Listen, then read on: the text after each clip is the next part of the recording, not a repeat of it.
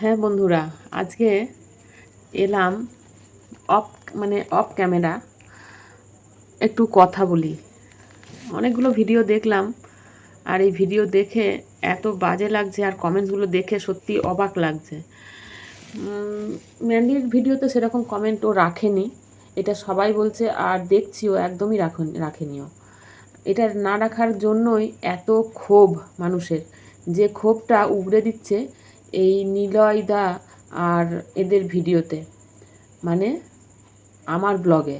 ওর প্রিয় দাদা বৌদি দার্জিলিংয়ে গিয়েছে, যে দাদা বৌদির কাছে, সেই দাদা বৌদির কাছে ওই কমেন্টসগুলো সবাই করে দিচ্ছে। এমনভাবে করছে যে মানে ভাবা যায় না, খুব খারাপ লাগছে। কমেন্টসগুলো কিছু বলি। মারিয়ার বাড়িতে এভাবেই ছিল, পরে মারিয়াকে লাথ মেরে বেরিয়ে চলে এসেছিল। সত্যি একদম তাই ছিল, সবই ঠিকঠাক চলছিল, কিন্তু এত ঘন ঘন আসাটাও মন ম্যান্ডির ঠিক হয়নি। বড্ড দেমাক, এত দেমাক নিয়ে চলা কি করে চলে সেটাই। যখন কম পয়সা রোজগার ছিল তখন ওর মানসিকতা ছিল একরকম, আর এখন একটু পয়সা ইনকাম করতে শিখেছে, সেই জন্য ধরাকে সরা জ্ঞান করছে।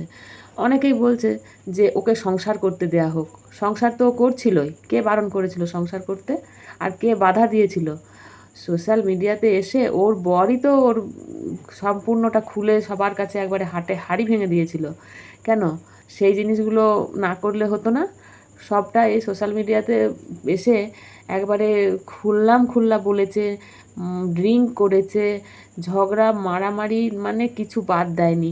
আজকে মেনে নিয়েছে, আজকে না, ওর বাড়ির শ্বশুর বাড়ির সবাই মেনে নিয়েছে, ওর স্বামী মেনে নিয়েছে, ভালো কথা, থাক। ন্যাকামো করে কালকে কাঁদতে বসার কি দরকার ছিল? আজকে যেভাবে দাদা বৌদির চ্যানেলে বলতে এসেছে দাদা, বোনের সম্পর্কে, বৌদিও বলছে তার ননদের সম্পর্কে ভালো কিছু, তখন ও কিন্তু অল টাইম এমন হাসি হাসছে, ও দেখছে যে দেখো আমার হয়ে এইসব মানুষগুলো বলছে, তোমরা শোনো। এইরকমভাবে কিন্তু নিজেকে ভালো প্রমাণ করা যায় না। আর পারো তো চেষ্টা করো, ম্যান্ডি, চেষ্টা করো। ওই যে তোমার দাদা বৌদির কাছে গিয়েছো না, সেই দাদা বৌদির মতন হওয়ার এক কোণাও হতে পারবে না তুমি, কেননা সেই রকমভাবে তুমি বড় হওনি। তোমার ছোটোবেলাটা এই তুমি যেমন এখন তোমার মেয়েকে দিচ্ছ একটা বিচ্ছিরি রকমের পরিবেশ, সেই রকম বিচ্ছিরি রকমের পরিবেশের মধ্যে তুমি বড় হয়েছো।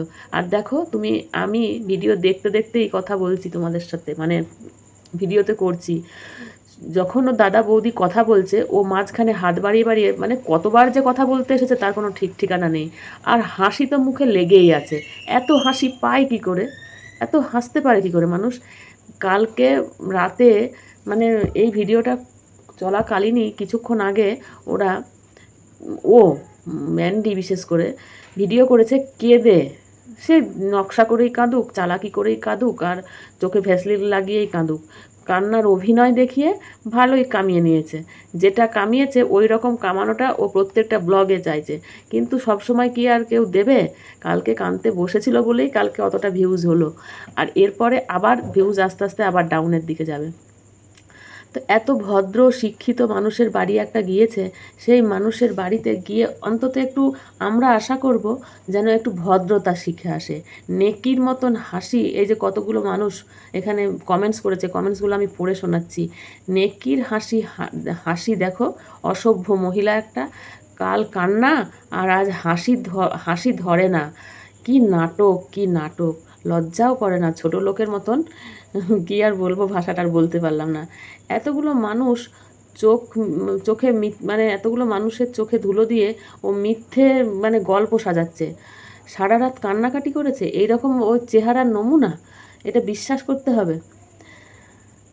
যা খুশি তাই করছে, যা খুশি তাই।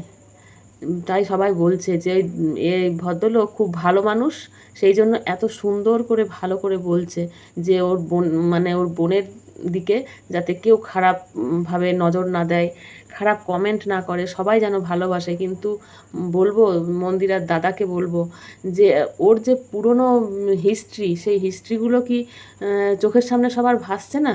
এই যে হাসছে, অসভ্যর মতন বসে বসে হেসে যাচ্ছে, এত হাসিটা আসে কোত্থেকে? আর সোমনাথ মুখটা কালো করে নিচের দিকে মাথা করে বসে আছে। ওর নিজের খারাপ লাগছে যে আমি এই কাঠগড়ায় এমন কেমনভাবে দাঁড়িয়ে গিয়েছি, কেমন একটা পরিস্থিতির মধ্যে পড়ে গিয়েছি। যাক, ভালোই করছো, তোমরা করে যাও।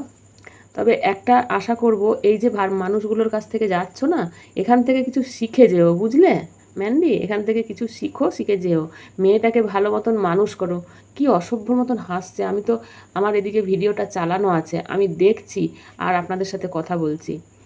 সোমনাথ ছেলেটা সত্যিই খুব ভালো, খুব ভালো মনের মানুষ। নিলয় ভাই, সঞ্চিতা বোন, তোমরা প্রকৃতই শিক্ষিত মানুষের পরিচয় দিয়েছো, কিন্তু এই অসভ্য মেয়েটা কেমন অসভ্যের মতন হেসে চলেছে। আর সবাই বলছে ওকে ভালো করে সংসার করতে দাও। কিছু কিছু ক্রিয়েটার আছে সমানে বলছে ওকে ভালো করে, ওকে ক্ষমা করা যায় না, ওকে ক্ষমা করা যায় না। হ্যাঁ যায় বন্ধুরা, ক্ষমা করা যায়। ও নিজে ক্ষমা করেছে নিজের মাকে, ও ও ক্ষমা করতে পেরেছে ওর মাকে।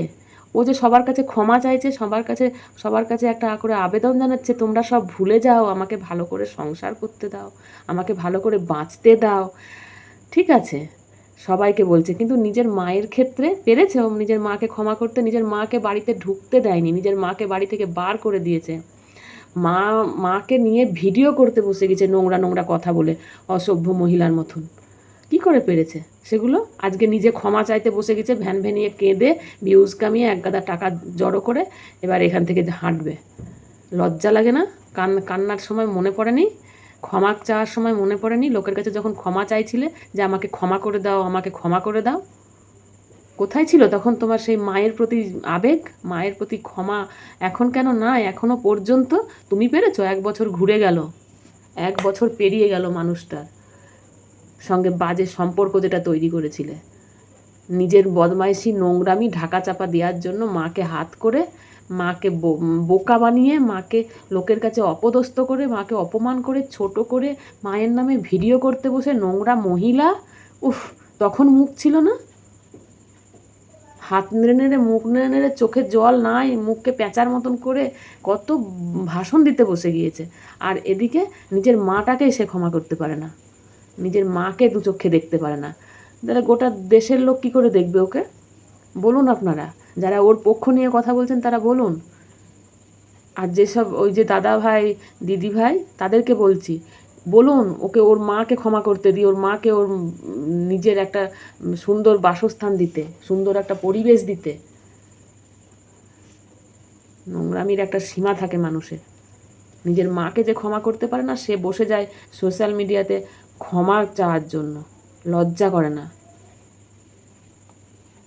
মানুষের লজ্জা করে না। মারিয়ার বাড়িতে গিয়েও ঠিক এইরকমটা করেছিল, মারিয়াকে লাথ মেরে তাদেরকে ইউজ করে নিয়েছিল, ইউজ করে নিয়ে তাদেরকে লাথি মেরে পালিয়ে এসেছিল। আর এখানে ব্যাপারটা আর এক রকম দাঁড়িয়ে গেছে, সামনে বসিয়ে নিয়ে ভিডিও করতে বসে গেছে। এখনও অনেক মানুষ ভালো আছে এই সমাজে, যে তোমাকে সাপোর্ট করছে, তোমাকে সব সময় সাপোর্ট করছে। এখনও অনেক মানুষ ভালো আছে, কিন্তু ভাবছো কী করে যে সবাই 100% তোমাকে সাপোর্ট করবে? নির্লজ্জ, এডুকেশনের অভাব মন্দিরার, এইরকম কমেন্ট এসছে। নির্লজ্জ, এডুকেশনের অভাব, সত্যিই অভাব। আসলে ওর অভাব না, ওর ছোটোবেলাটা, ও যেমন এখন ওর মেয়েকে দিচ্ছে না উপহার, সেই উপহারটা ওর ছোটোবেলায় নিজে পেয়ে এসেছে।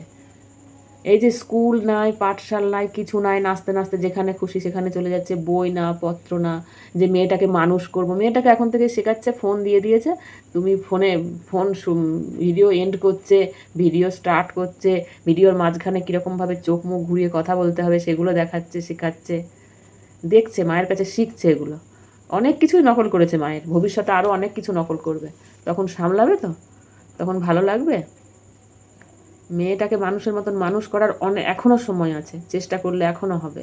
এরকম নেচে বেড়ালে কিছুই হবে না। তো এই কথাই বলবো যে নিজেকে আর ঢাকা দেওয়ার চেষ্টা করো না। সে বলে না, শাক দিয়ে মাছ ঢাকা, নিজের পরিচয়গুলো ঢাকার চেষ্টা করো। নিজেকে ভালো মনের মানুষ তৈরি করো, ভালো একটা মানুষ তৈরি করো, আর সেই ছত্রছায়ায় নিজের মেয়েটাকে তৈরি করো।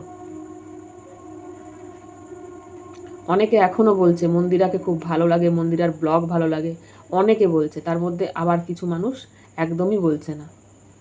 সেটা যেন না বলতে পারে সেই চেষ্টা করো। আশা রাখবো তুমি আগামী দিন অনেক ভালোভাবে দিন কাটাবে, সংসার করবে, মন দিয়ে সুন্দরভাবে মেয়েকে মানুষ করবে, নিজে ভালোভাবে থাকবে। এটুকুই বলবো, এর থেকে আর বেশি বলছি না। তুমি যেখানে গিয়েছো, যে মানুষগুলোর কাছে গিয়েছো, সেই মানুষগুলোকে অনেক অনেক ধন্যবাদ। এত সুন্দর মন মানসিকতা নিয়ে মন্দিরাকে যে এতটা সাপোর্ট করছে, এতটা কি বলবো, একটা সুন্দর পরিবেশ উপহার দিচ্ছে, তার জন্য আমরা সবাই খুব ভালোভাবে নিচ্ছি ব্যাপারটাকে। আপনার প্রতি কোনো খেদ আমাদের নেই। মন্দিরা যেন ভালো মনের মানুষ হয়, এটাই আপনি একটু অন্তত ওকে বলে দিন, যেন ও ওর মাকে ক্ষমা করে আর ও ওর মেয়েকে ভালো করে মানুষ করে, আর একটা নিজেদের সংসারটাকে সুন্দরভাবে যেন চালনা করতে পারে। ওই উচ্ছৃঙ্খল জীবনযাপন থেকে যেন ও সরে আসে। প্লিজ মন্দিরার দাদার কাছে আর বৌদির কাছে এটাই রিকোয়েস্ট, যে ওকে এইটাই বোঝান যে সুন্দরভাবে মেয়েটাকে মানুষ করুক, সুন্দরভাবে সংসার করুক, সুন্দর একটা লাইফস্টাইল তৈরি করুক।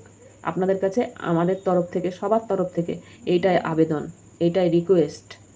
চলুন আজকে আসি, দেখা হবে নেক্সট কোনো ভিডিওতে। সবাই ভালো থাকবেন, সুস্থ থাকবেন, সাবধানে থাকবেন। টাটা সবাইকে।